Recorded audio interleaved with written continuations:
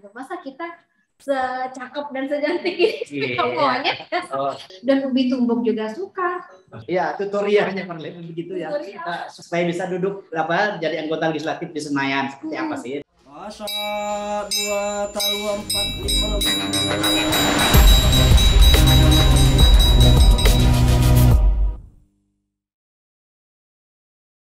Di hadapan kita ada tamu istimewa. Beliau adalah orang muda tentu saja, ya, dekat-dekat juga dengan kata milenial namanya. Beliau ini bernama Yesi Melania, ya. Yesi Melania. Ngomong dari mana sebetulnya? Aslinya? Dari Melawi. Oh, Melawi. Oh, Kalimantan Barat ya. Oke, sahabat Borneo, beliau ini hari-harinya sebetulnya adalah seorang politisi perempuan muda, ya, asal Kalimantan Barat. Beliau anggota legislatif Senayan ya. Betul. Senayan tahun 2019 dan seterusnya. Dan sekarang beliau menyanggupi untuk datang ke sini dengan kita untuk ngobrol-ngobrol tentang seputar IKN, Ibu Kota Negara. Ngomong-ngomong, tadi datang pakai apa di sini? Ke sini? Iya. Pakai mobil, jalan kaki. Oh gitu. Maksud saya ini dari mana? Saya dari Jakarta. Oh, dari Jakarta. Oke. Flight jam 2. Tadi landingnya 3:30. Iya. Satu bentar, mandi, tajak-tajak udah jalan ke sini. Oh. Kan ada telepon sama Bang Giri. Oh iya. Jadi oke ya. Jadi mau ya ngobrolin kita ya artinya ya. Boleh dong, wajib. Ini tema yang penting menurut saya karena saya yakin Yesi Melania ini kan tokoh ya dari perwakilan rakyat yang juga bolak-balik ya. Kalimantan, lalu kemudian Jakarta, ya tentu memiliki banyak tugas sebagai seorang anggota legislatif ya, sehingga menurut saya mungkin tepat ya sih berbagi dengan kita sehubungan dengan ibu kota negara gitu kan, terlebih setelah ya kita tahu kan gitu ya, setelah Kalimantan itu dikata-katai oleh seorang yang bernama Edi Mulyadi itu sebagai tempat jin membuang anak dan monyet katanya. Nah sebetulnya apa sih yang ada di balik kemelut dan di balik rencana pemindahan ibu kota negara ke Kalimantan ini? Ini pertanyaannya kompleks betul ya. Maksudnya kompleks saja detail. Pasti. Kalau mau dijabarkan tentu waktu kita hari ini sangat terbatas. Tapi yang pasti yang saya pahami di sini adalah semangat perpindahan ibu kota negara kita ini ke Kalimantan Timur ini adalah hal yang positif dan tentu ini harus didukung, harus disupport oleh semua pihak. Dan kalau kita melihat lagi bahwa semangatnya adalah salah satunya pemerataan pembangunan di seluruh negara Kesatuan Republik Indonesia. Dan kemudian juga kita boleh bangga karena konsep yang akan dipakai nanti ini saat pemindahan itu mengadopsi ibu kota yang smart, kemudian green, kemudian juga biodiversity. Itu luar biasa sekali. Sebentar. Apalagi? Green, beautiful itu rasa-rasanya kira-kira orang Kalimantan, khususnya daerah Penajam, Dayak Pasir tuh ngertinya ya? Bisa nggak dianalisis sedikit? Jadi kalau saya melihat Kalimantan ini kan paket komplit. Oke. Kalau berbicara keindahan alam, kita punya potensi yang luar biasa. Iya. Kita punya hutan, bahkan Kalimantan dulu disebut sebagai paru-paru dunia. Ini juga jangan dilupakan. Kemudian yang kedua, kalau kita berbicara hijau, ya tentu asrinya hutan Kalimantan tetap itu juga menjadi pertimbangan, menjadi prioritas utama ketika mengadopsi konsep ini boleh dimasukkan. Oke, jadi intinya harapan Anda sebagai orang muda, wacana atau rencana untuk memindahkan ibu kota negara ke Kalimantan itu mesti didukung oleh semua pihak di Kalimantan begitu ya. Betul. Tetapi pertanyaannya adalah begini, menurut Anda ya sebagai orang muda Kalimantan nih, kita lepaskan dulu status Anda sebagai anggota dewan ya. Sedianya ya sebuah rencana dari pusat ya dalam konteks apalagi ini sangat penting ya, sangat luas dan mempengaruhi kehidupan kenegaraan ya, itu harusnya seperti apa perencanaan sebuah proyek mega proyek ini harus dilakukan di sebuah tempat yang kita namakan sebagai Kalimantan Timur ini gitu. Dalam konteks partisipasinya ya seperti apa Anda melihat? Yang pasti saat ini RUU IKN sudah diketok palu. sudah disahkan menjadi undang-undang yang dalam artian ketika isu-isu di lapangan pun terjadi, misalnya ada beberapa penolakan atau masih ada beberapa pertanyaan gejolak yang terjadi di bawah, proses pemindahan ini akan tetap berlangsung. Itu kan konsekuensinya di situ. Hanya saja catatan mungkin dari pemerintah pusat ini harus secara masif sosialisasikan, edukasi, ajak kolaborasi dengan seluruh komponen elemen masyarakat yang ada di Kalimantan. Terutama kalau kita bicara nih Kalimantan Timur sebagai nanti akan menjadi tuan rumahnya tanda kutip kepindahan ibu kota negara. Ketika masyarakat adat di sana, orang-orang kita Kalimantan sudah dilibatkan, tentu mereka saya yakin akan menjadi garda terdepan mengawal dan bersama pemerintah dalam mencapai, dalam mengimplementasikan cita-cita kita kepindahan ibu kota negara kita ke Kalimantan Timur ya. Jadi intinya pelibatan dan pemberdayaan masyarakat. Poinnya itu ya, penting ya. Harus dilakukan oleh pemerintah pusat saat ini karena masih terjadi banyak gejolakan daerah. Nah, terkait gejolak tadi ya, apa sebetulnya di balik gejolak itu? Aku mau kasih tahu itu. Habis. Jadi kalau bicara gejolak, ya tentu sebetulnya ini adalah sebuah respon positif. Ketika pemerintah pusat itu bisa melihat betul-betul dengan hati nurani, kenapa ada gejolak? Sebenarnya gejolak ini adalah tanda bahwa masyarakat kita ini sebetulnya mempersiapkan diri. Mereka tidak mungkin menolak ketika semangat roh dari perpindahan ibu kota ini baik untuk mereka. Di mana pemerataan pembangunan, misalnya kesenjangan yang selama ini kita tahu dari infrastruktur, kesehatan, pendidikan, dan lain-lain masih sangat jauh. Nah tentu hal ini tidak akan ditolak oleh masyarakat kita. Hanya memang tadi perlu pendampingan, perlu dilibatkan, diberdayakan. Kearifan lokal kita juga dijunjung setinggi-tingginya, ditempatkan di atas. Boleh sedikit bentuk pelibatannya itu kayak apa? Itu penting ya. Bentuk pelibatan ya nanti tergantung kita bergeningnya seperti apa gitu kan. Mungkin di sini perlu ada komunikasi yang aktif, perlu ada kolaborasi dari semua unsur elemen masyarakat kita terutama di Kalimantan. Apalagi kalau berbicara kearifan lokal tentu masyarakat adatnya karena kita Kalimantan itu sudah terbiasa hidup dengan keanekaragaman adat tradisi budaya yang kita punya. Tentu mereka juga ingin dilibatkan ya sesuai dengan apa yang bisa kita bergeningkan ke pemerintah ke depan. Kalau hari ini saya ditanya pelibatannya dalam hal apa, ya mungkin salah satu ketua otoritas ini nanti bisa dari masyarakat kita Kalimantan. Karena saya sangat yakin Kalimantan punya putra-putri yang luar biasa. Kita punya tokoh yang sudah setingkat nasional ini banyak. Tinggal dipilih, tinggal mekanismenya seperti apa gitu kan. Kan semuanya dikomunikasikan. Ya. Sudah layak gitu ya. Sudah layak. Sudah punya kapasitas itu. Banyak putra-putri daerah kita yang sangat-sangat potensi. Yang sudah setara dengan tokoh-tokoh nasional. Banyak lah itu. Enggak? Temuan kali ya. Oh saya mungkin belum. Saya belum. Belum yakin ya. Banyak. Saya yakin. Tidak kalah dengan yang di luar Kalimantan. Oke. Nah, sambil kopi kita. Kopi kita. Jangan lupa. Dari mana ini, Bang? Ini kreasi teman-teman juga ini.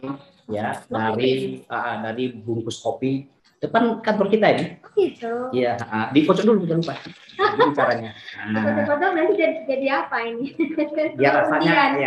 Biar rasanya kental gitu. Tuh. Nah, sambil ngobrol dalam jangka waktu hanya 2 tahun, Undang-Undang IKN sudah goal kurang lebih, tinggal menunggu beliau teken kan. Tapi dari segi DPR sudah. Nah, sementara ada satu sebetulnya. Kalau kaitannya dengan IKN itu kan Kalimantan Timur. Kalimantan Timur itu kan sangat ini ya. Masyarakatnya yang masih sangat memiliki kekhasan kelokalannya dan konteks habis sih kita anggap saja sebagai masyarakat adat kalau begini kurang lebih seperti itu ya, masyarakat adat. Nah, kita dengar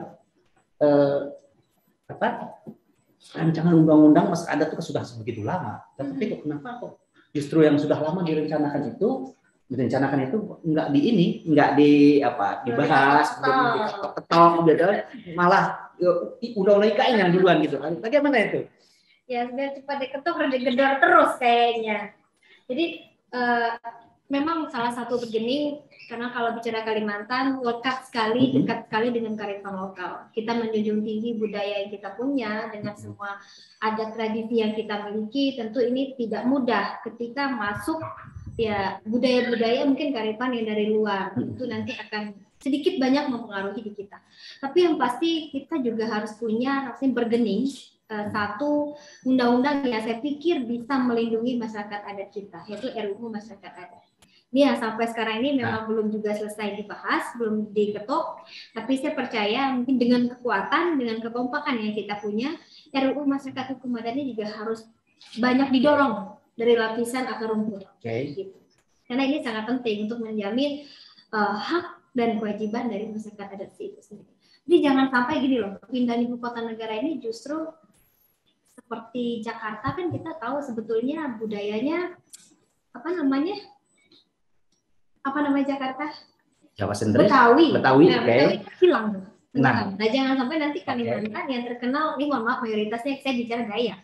Terkenal dengan Dayak, justru nanti malah Dayak ini hilang. Itu yang kita tidak mau.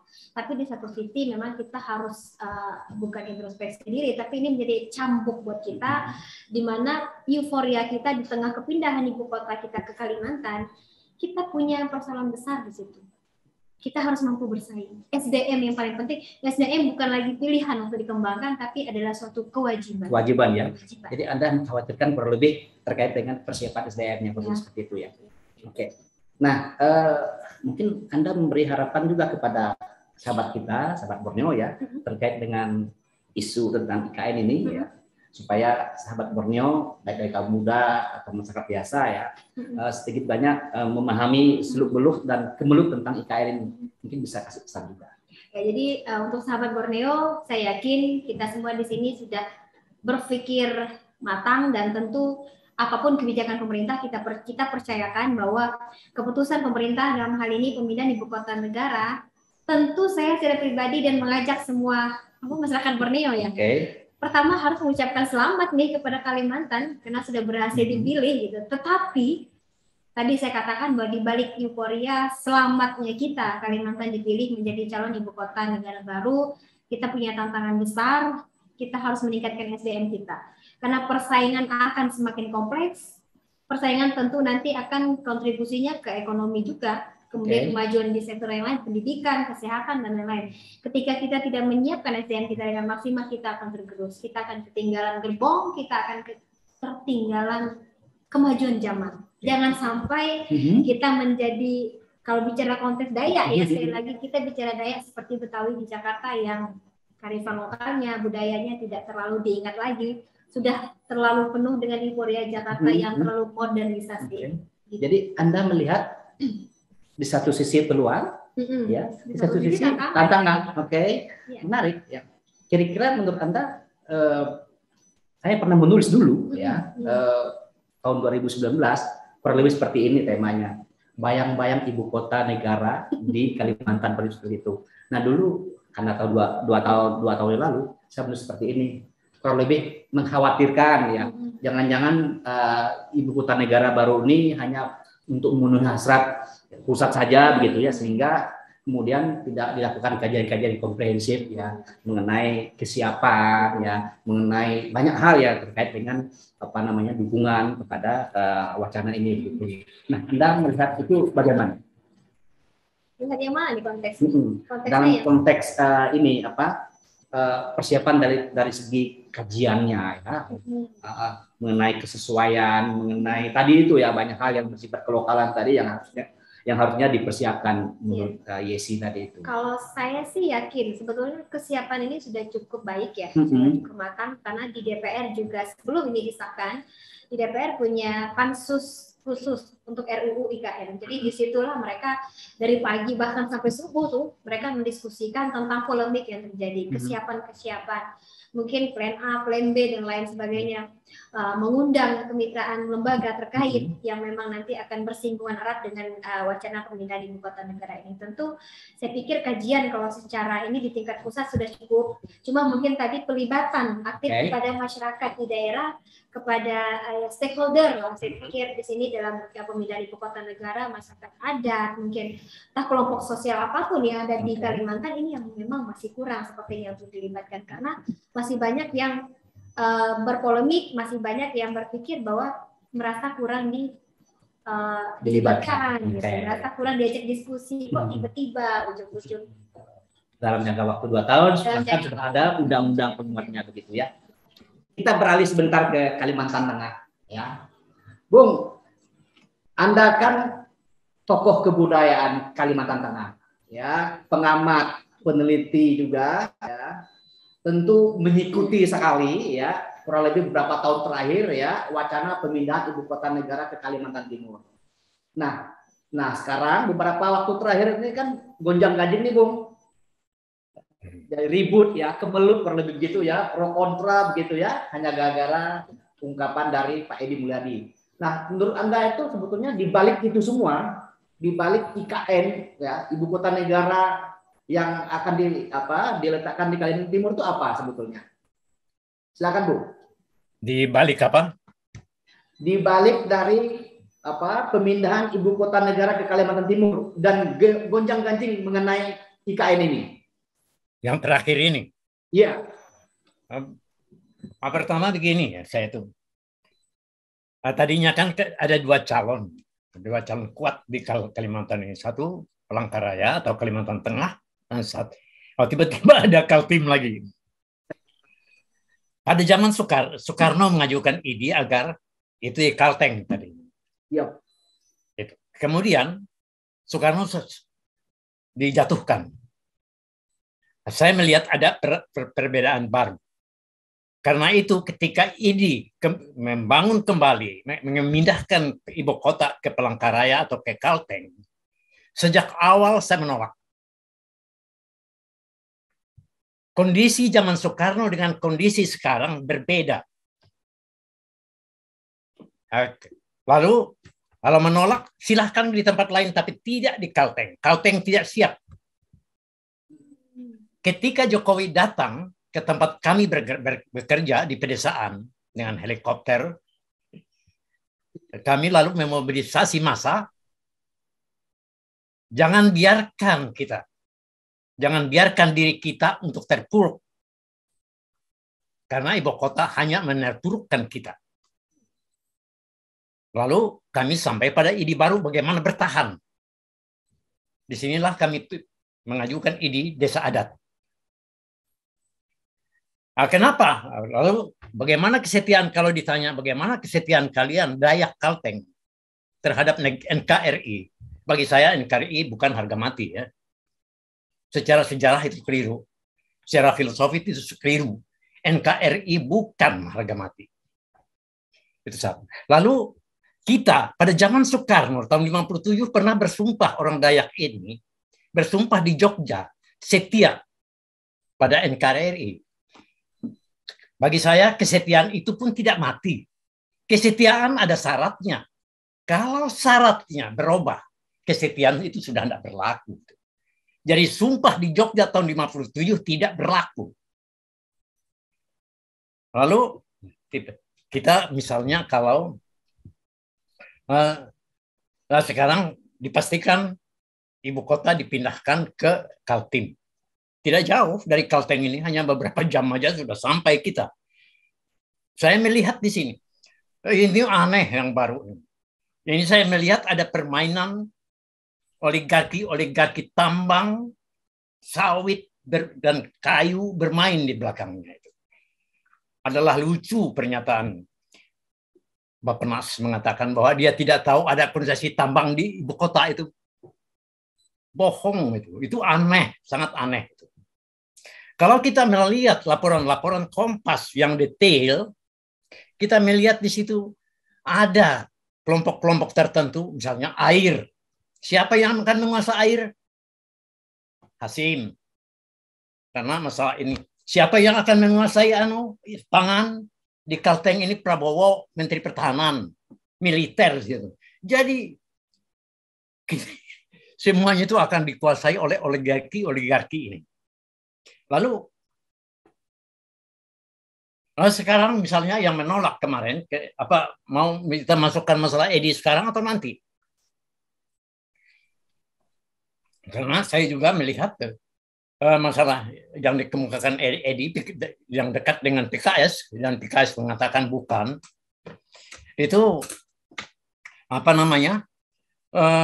partai yang menolak pemindahan ibu kota. Dan saya harap kita, dalam hal ini dia menolak itu bukan tidak mungkin, akan dilakukan manuver-manuver tertentu untuk memanas-manaskan orang Dayak. Orang Dayak di seluruh Kalimantan, seluruh Borneo. Apalagi sekarang ada namanya, muncul nama baru, Niko Silalahi, yang mancing-mancing perasaan orang Dayak juga itu. Itu agak hati-hatilah kita, jangan terpancing. Jangan terpancing karena bisa nanti suku dengan suku dan kalau suku dengan suku beradu, ramai itu negeri ini. Jadi kalau kita bereaksi, saya harap bereaksinya itu yang tenang-tenang aja lah.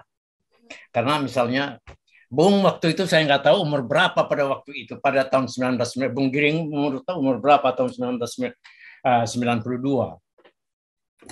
Di situ 20 tahun. 20 tahun. Hadir enggak di dalam anunya itu, dalam pertemuan internasional Dayak di Pontianak? Atau sudah aktif di Institut Dayak Kuluhi belum? Belum, saya kira. Kegiatan-kegiatannya sering sekali. Sudah. Nah, ya. Apa yang dikatakan, kenapa saya singgung masalah pertemuan itu? Pertemuan ini penting bagi saya. Di situ kita memutuskan bahwa kata Dayak itu kata hinaan bagi penduduk yang tinggal di pedalaman atau disebut Dayak itu. Hinaan. Tapi apa keputusan kita? Ubah kata yang menghina ini menjadi sesuatu yang positif dengan mengisinya. Saya pikir kita perlu menyiapkan diri itu. Menyiapkan sumber daya manusia itu. Itu satu. Agar tercipta apa yang saya katakan dalam ulang tahun Institut Dayak Kuluhi baru lalu, kita perlu menempuh jalan minoritas kreatif. Minoritas kreatif, walaupun di Kalteng ini Dayak itu sudah nomor 4 ya. Pertama Jawa, 2 Banjar, 3 Bugis, 4 Dayak, yang kelima Batak. Wow. Ya. Nah, minoritas di kampung itu sudah. Lalu harus ada jalan lain. Jalan lain memperkuat sumber daya manusia kita. Dengan mandiri. Syukur kalau pemerintah mau membantu. Saya kembali dulu dengan Yesi. Nah, dulu itu kalau nggak salah ya, Jokowi pernah bilang ya, kita tidak akan pakai uang negara, tidak pakai APBN, lebih seperti itu ya. Nah, lalu baru-baru ini ya Jokowi bilang kita pakai APBN juga lah katanya. Itu sebetulnya apa sih di balik itu? Apakah karena investor nggak jadi ya, atau kekurangan dukungan atau apa begitu? Kalau isu itu saya memang sempat dengar beberapa hari yang lalu, tapi 2 hari yang lalu saya lihat lagi berita, ternyata kan pembahasan itu Kemenq mengatakan bahwa akan dimasukkan dalam APBN juga, tetapi DPR dan berbagai pihak kan menolak. Nah, ini juga sepertinya masih menjadi bahan yang diperbincangkan, memang masih didiskusikan. Belum tentu juga barang ini masuk, tapi yang pasti kalau kita melihat iklim investor ini kan kita susah ditebak juga ya, apalagi di tengah pandemi COVID-19 yang turun naik fluktuatifnya juga luar biasa. Mungkin ini salah satu semangat ketika Presiden mungkin lewat Kemenq menganggarkan bahwa ini masuk juga di APBN. Jadi untuk mungkin dana backup gitu ya, mungkin ya istilahnya begitu. Karena kalau bicara investor, sekali lagi di tengah pandemi juga luar biasa goncangannya. Ya. Untuk memastikan saja. Jadi barangkali untuk jaga-jaga orang seperti itu barangkali ya. Mungkin semangatnya seperti itu, salah satunya. Saya dengar sangat besar sekali biayanya, totalnya kurang lebih 400-an triliun, luar biasa. Untuk tahap pertama katanya 100 lebih triliun ya, begitu. Nah, masih terkait dengan IKN ini ya. Kan orang pada merespon banyak ini ya. Banyak sekali orang merespon kata-kata yang mungkin kurang terlalu bermartabat dari seorang Edi Mulyadi itu ya, begitu ya. Nah, Anda melihatnya seperti apa gonjang-ganjing yang ada sekarang ini? Kan sampai ada yang mau maaf ya, sahabatnya, sampai ada yang datang ke Jakarta ramai-ramai seperti yang Bang Gusni bilang tadi itu, lalu kemudian sampai ada mangkok terbang macam-macam ya, dari timur sampai ke barat ya, itu luar biasa. Nah, Anda melihat apa di balik itu sebetulnya? Edi Mulyadi CS itu memang ya saya bilang bisa dikatakan mereka ini hanya pemusik sih. Sebetulnya tidak usah juga terlalu kita menghabiskan energi positif kita di situ. Boleh kita merasa kecewa, kita merasa marah, kesal, itu wajar. Kita bereaksi wajar. Karena kita putra-putri asli Kalimantan yang kita tahu persis diri kita seperti apa gitu kan. Ketika datang seorang Edi mengatakan begitu, bahkan menyangkut pautkan dengan isu jin, kemudian kuntilanak, monyet, dan lain sebagainya, itu sangat monyet tuh perasaan kita putra putri Kalimantan. Masa kita secakep dan secantik ini monyet? Cakep saya dong. Luar biasa gitu.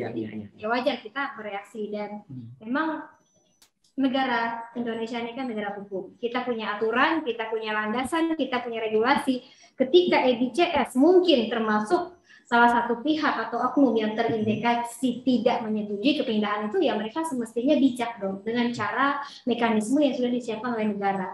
Jangan dengan mendiskreditkan kita, jangan dengan merendahkan Kalimantan, itu kan sangat tidak baik. Memberikan contoh yang juga buruk sekali untuk bangsa kita. Dan saya pikir itu tadi pesan saya, kita jangan terlalu terprovokasi, karena itu bisa jadi ya pengalihan isu, tanda kutip. Menarik pengalihan isu ya. Tadi Anda berpesan kepada orang Kalimantan. Anda punya pesan nggak sama Pak Edi ini? Nah ini penting. Harus kasih pesan juga sama Pak Edi dan teman-temannya ya. Untuk EDCS saya pikir wajib. Boleh tunjuk begini? EDCS, Anda dan teman-teman Anda wajib untuk minta maaf dengan tulus kepada masyarakat Kalimantan. Maaf ini banyak, ada yang hanya formalitas, ada yang tulus, dan saya yakin masyarakat Kalimantan bisa melihat ketulusan atau ketidaktulusan EDCS. Dan yang kedua, jangan mangkir Pak Edi. Sudah dipanggil oleh Mabes Polri ya beberapa hari yang lalu, dan ternyata mangkir satu kali panggilan ini. Panggilan kedua kita harap lebih kooperatif. Pertanggungjawabkan apa yang sudah Anda ucapkan, apa yang sudah Anda buat untuk kita. Malah bisa memancing reaksi lagi ya kalau mangkir ya. Dan kita Kalimantan ini pemaaf loh Bang, sebetulnya. Kita kan rendah hati.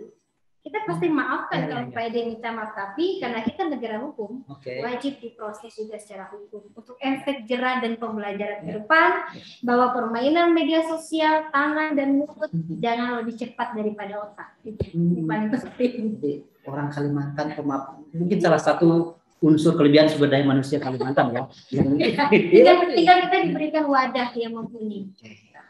Menarik. Nah, mungkin saya balik dulu, sahabat Borneo, kepada Bung Kusni ya dari Kalimantan Tengah ya. Tadi agak terputus terkait dengan harapan kepada pengembangan atau peningkatan kapasitas sumber daya manusia orang Kalimantan. Ya, bukan ibu kota negara ini sendiri yang paling penting ya. Tapi terlepas dari apakah ibu kota negara di Kalimantan atau tidak, sebagai warga negara juga orang Kalimantan mesti dibangun. Ya, betul kan Bung ya? Betul ya? Itu. Nah, sehubungan dengan itu ya. Sehubungan itu. Kalau ibu kota negara nanti memang benar-benar terjadi dan memang dibangun di Penajam ya, di Kalimantan Timur, itu Bung Kusni memberi harapan apa kepada kepindahan ibu kota negara ke Kalimantan Timur ini? Silakan Bung. Oke. Masalah kalau sudah ditetapkan mau dipindahkan ke Kaltim, kita tidak bisa berbuat apa-apa. Masalahnya sekarang kayak apa, seperti apa kita menghadapinya. Nah, pertama tadi itu saya anggap, jadi jangan sampai terulang pengalaman Betawi. Lalu bagaimana caranya agar pengalaman Betawi terhadap tidak terulang, tidak kita ulangi. Ya pertama tadi saya katakan, menjadi minoritas kreatif dengan memperkuat sumber daya manusia, gitu. Barisan sumber daya manusia yang handal dan tangguh. Gitu. Lalu kedua, yang ketiga, sejarah Kalimantan ini menunjukkan tidak pernah ada apapun yang kita peroleh yang positif sebagai hadiah orang, sebagai belas kasihan orang. Semuanya kita dapatkan dengan perjuangan, mandi darah. Ambil Kalimantan Tengah. Kalimantan Tengah, Jakarta tidak setuju tadinya. Kita turun dengan melancarkan perjuangan bersenjata.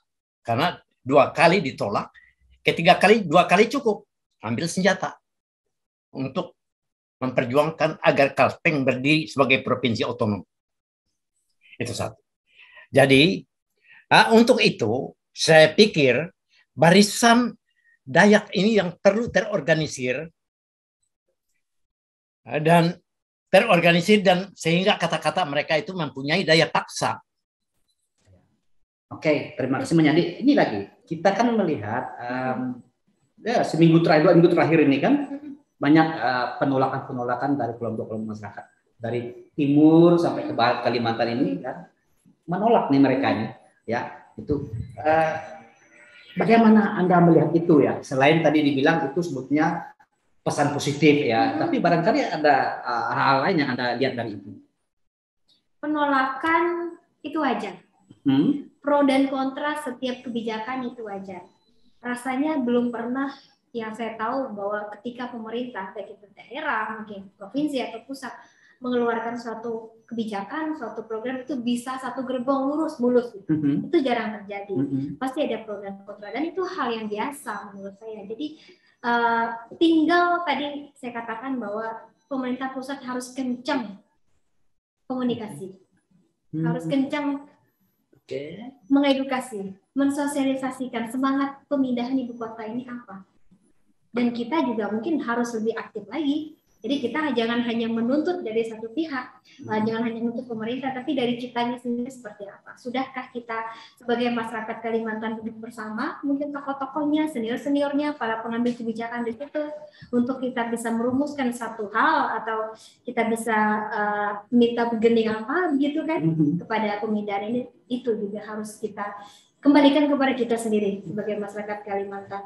Kalau kepada anggota DPR ini sendiri seperti apa? Maksudnya apanya nih? Ya, penting juga kan, baik DPR RI-nya, provinsi, daerah gitu kan. Nah, harapannya ya terkait dengan apa? Tadi kan komunikasi ya, sosialisasi, apalagi tadi itu edukasi tadi itu. Nah, apa yang diharapkan dari peran mereka terkait dengan IKN dan IKN kan? Kalau teman-teman di DPR memang kita kembali lagi kepada tupoksi kita. Kita bukan pengambil kebijakan dalam hal ini eksekutor tunggal, bukan.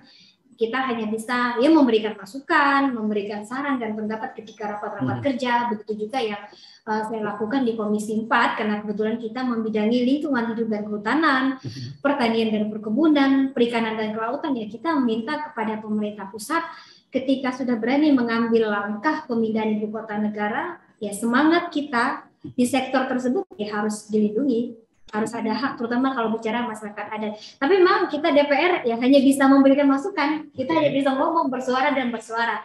Eksekutornya kan tetap dari pemerintah. Tapi pemerintah sebetulnya kan eksekutif dan legislatif dua ya sebetulnya. Seharusnya ya sebetulnya. Bukan hanya satu pihak ya. Menjadi Nuan kan kalau nggak salah ini segelintir saja di antara anggota dewan yang muda, milenial, begitu ya di pusat. Ada berapa sih? Ada berapa banyak sih kalian yang milenial tuh? Totalnya baik cewek maupun yang cowoknya. Totalnya kurang tahu persis ya berapa, karena belum pernah menghitung. Tapi memang kita masih sedikit sekali. Kalau tidak salah belum sampai 30%. Wow. Sedikit sekali ya. Oke. Nah, ini penting nih. Jadi sahabat Borneo yang milenial barangkali mau tanya-tanya penasaran nih ya. Jadi tipsnya ya, ya tutorialnya begitu ya, supaya bisa menang gitu kan, supaya bisa duduk jadi anggota legislatif di Senayan seperti apa sih gitu kan. Kalau boleh ceritanya panjang ya Pak, maksudnya nggak apa-apa, nanti kita potong. Bisa dipotong nanti kita. Kalau bicara gimana kemarin perjuangannya di DPR, saya mengalami situasi benar-benar orang-orang underestimate semua. Karena saya pertama masih muda. Dan ketika kampanye itu saya belum 30 tahun usianya, baru 29, kurang berapa bulan gitu kan. Terus saya perempuan. Jadi di lapangan juga terjadi penolakan-penolakan. Ya biasalah kalau politik ya, namanya berkampanye juga tidak untuk kemungkinan ada pihak-pihak yang ingin menjatuhkan kita dengan cara yang tidak baik. Tapi yang pasti saya tutup mata, tutup telinga. Jadi tetap fokus ketika saya sudah menyatakan diri siap terjun ikut kontestasi politik, ya semuanya konsekuensinya harus dilakukan dengan tulus. Jadi saya tetap door to door, itu yang paling penting. Jadi datang ke masyarakat itu yang paling penting kalau menurut saya, pembinaan kepada masyarakat. Dan politisi ini jangan terlalu menempatkan diri orang yang gimana ya, mindsetnya tuh ditakuti gitu loh. Jadi lebih fleksibel aja. Kalau saya seperti itu. Dan kemarin memang ketika berkampanye, jujur kekuatan utama saya ada pada kaum muda dan kaum perempuan. Gitu. Jadi memang pasarnya saya itu mereka. Kaum milenial. Kaum milenial. Sama dengan namanya ya. Tadi saya kalau nggak salah saya catat komunikasi door to door. Lalu kemudian apalagi tadi itu merakyat. Ya merakyat tadi itu. Ada lagi nggak tips? Iya ya. Selain dari 3 hal tadi itu. Tips yang paling penting, kita jangan down diri. Jangan rendah, jangan underestimate dengan diri sendiri. Ketika kita sudah merasa tidak yakin duluan dengan diri kita, apalagi orang lain.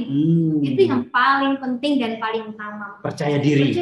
Seperti Pak Bung Kusni bilang tadi ya. Bodoh amat deh, orang bilang kalah lah, hanya sebagai penyumbang suara lah, hanya sebagai pemenuh kuota 30% perempuan. Kita tutup telinga aja, kita lurus dengan cita-cita kita hadir di politik ini untuk apa? Gitu kan, kita mau menjadi anggota DPR ini tujuannya apa?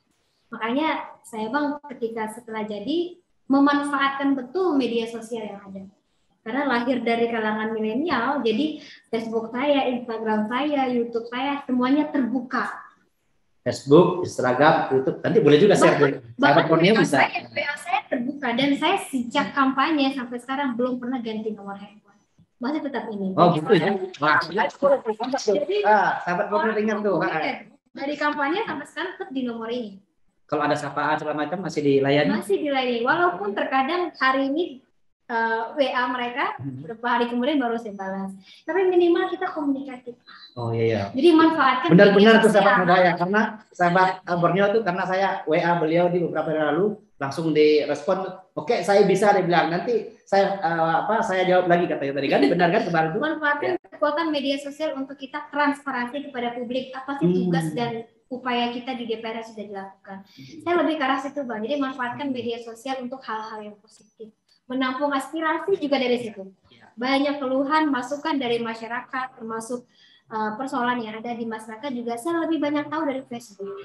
Karena masyarakat Kalbar ini masih hampir 70% itu mainnya Facebook. Kalau TikTok belum terlalu. Oh, sudah ini ya kawan ya. Nanti bisa di-share juga nanti ya. Iya. Oke. Itu bagian dari strategi pemenangan. Iya, itu bagian strategi pemenangan. Tadi menyinggung tentang RUU masyarakat adat. Udah lama sekali, hampir 10 tahun kalau nggak salah ya. Saya pernah membahas dulu sekali ya, ikut membahas perbedaan antara RUU versinya Setnek dengan versinya Aman dulu di sini di Pontianak. Tapi sampai ke sini sampai sekarang tuh makin sepi saja itu kelihatannya ya. Nah, apa kabar sebetulnya dengan barang itu ya? Kalau dibilang semakin sepi sebetulnya tidak ya, Bang. Karena di DPR masih terus berjalan. Jadi masuk prolegnas enggak kan? Masuk kalau tidak salah. Masuk, tapi dia bukan carry over ya. Belum prioritas tapi.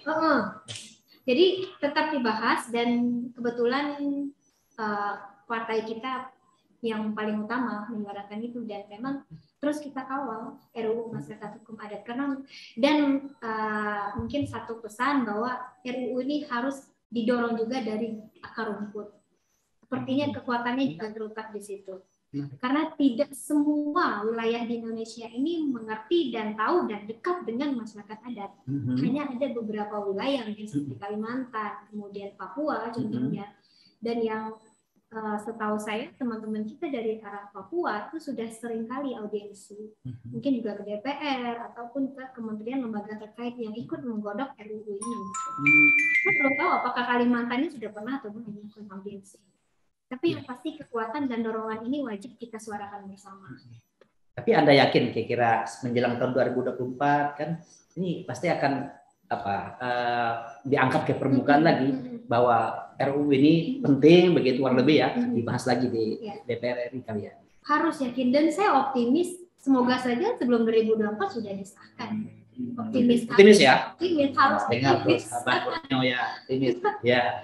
Kalau ada masukan dan lain sebagainya terkait RUU ini, silakan, saya juga bisa menampung aspirasi dari segi. Oh tenang, nanti saya hubungin sahabat Borneo di sana, ya, terutama dari wilayah-wilayah yang ada masyarakatnya, ya, dari tempat Kalteng, dari Kaltim, Kaltara, Kalsel, Kalbar tentu saja, ya, di mana-mana saya kira, ya kita bisa melakukan komunikasi sehubungan dengan sebetulnya percepatan, kata orang kan, percepatan penetapan atau pengesahan atau pembahasan RUU masyarakat itu. Nah, menjadi begini, bagaimana Anda berharap kepada kaum muda, ya, terutama kaum muda Kalimantan tentu saja, ya, Kalimantan itu sehubungan dengan pemindahan ibu kota negara ke Kalimantan.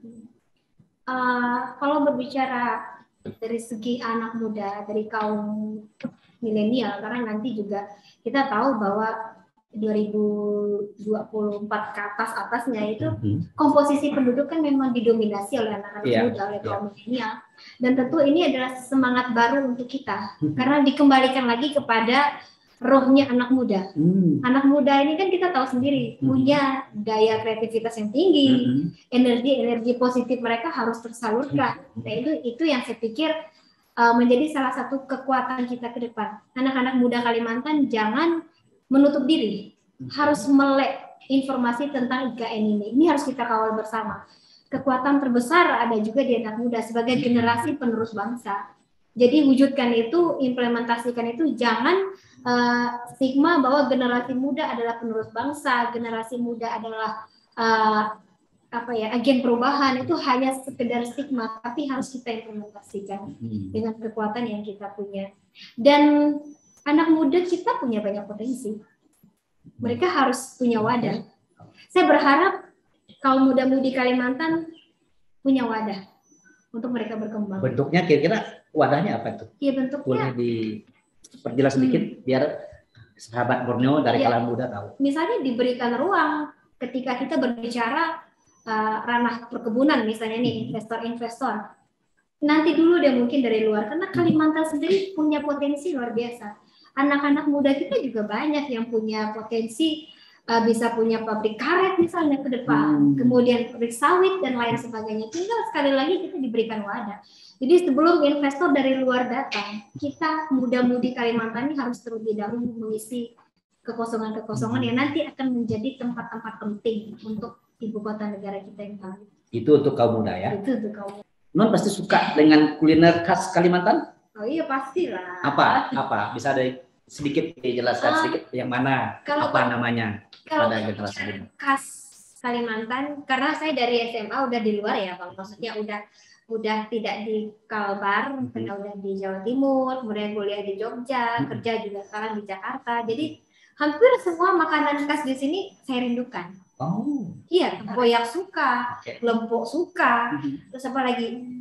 Kayak kalau kita ketupat suka, jadi banyak semua makanan khas rasanya suka, dan ubi tumbuk juga suka. Pekasam, kalau pekasam agak kurang. Karena pekasam saya sedikit alergi soalnya. Oh, gitu. Kalau makan itu agak gatal, jadi sebenarnya suka, rasanya tidak ada yang aneh, tapi karena kondisi kesehatan menolak. Gini, kan 2024 nih. Nah, ini tahun-tahun politik sebetulnya nih. Dan mulai sekarang lah kan, mulai kemarin sebetulnya nih. Nah, ini kayaknya akan ramai nih. Apalagi katanya akan pilpres, pemilihan umum serentak, kurang lebih seperti itu. Nah, Anda kan Kalbar nih. Nah, dan juga di Senayan kurang lebih bolak-balik ini. Menurut Anda itu seperti apa petanya nih? Kira-kira calon aja siapa sih? Dari mana, kalangan mana aja sih? Calon kenapa nih? Kalbar? Iya, calon. Saya belum tahu ya, karena belum pernah melihat hasil survei, kemudian juga belum terlalu mendengar di akar rumput ini sudah mulai kencang membicarakan itu, belum terlalu terdengar ya. Mungkin karena masih 1 tahun lebih gitu ya, 2 tahun kurang lebih kan 2024 ya, 2022. Jadi tapi memang sudah mulai ada nama-nama yang disebut, sudah mulai memanaskan mesin nama-nama.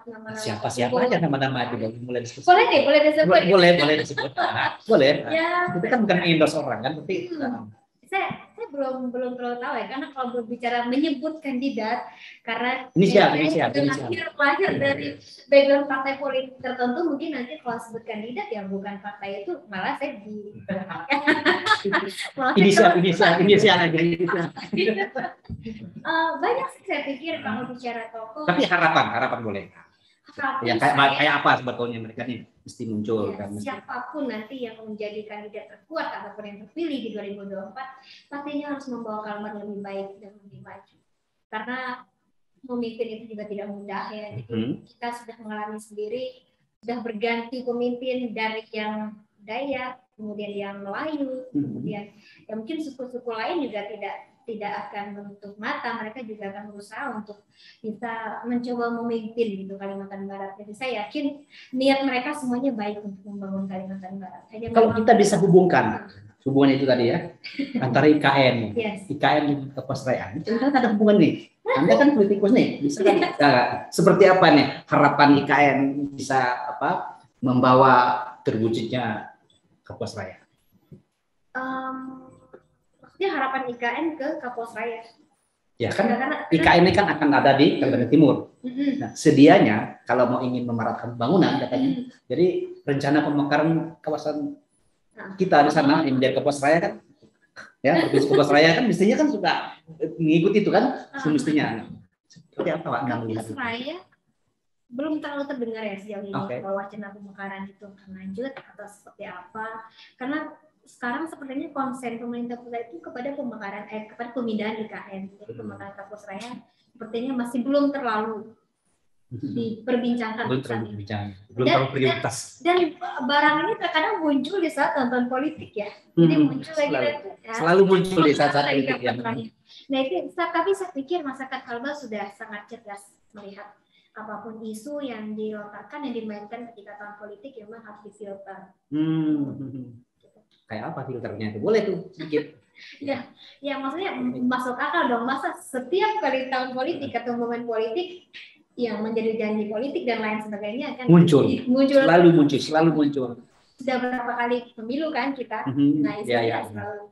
Apa yang ingin Anda katakan dari seluruh pembicaraan kita tadi itu? Ya, dari anak muda, undang-undang masyarakat adat, lalu kemudian apalagi perlunya persiapan masyarakat setempat untuk IKN, apa yang ingin Anda katakan? Ini semacam closing statement. Closing statement kita mungkin hari ini adalah IKN sudah disahkan ya menjadi undang-undang, sudah bukan lagi RUU sejak 18 Januari 2022 yang lalu. Jadi apapun ceritanya, pro dan kontra yang terjadi di lapangan itu hal yang wajar.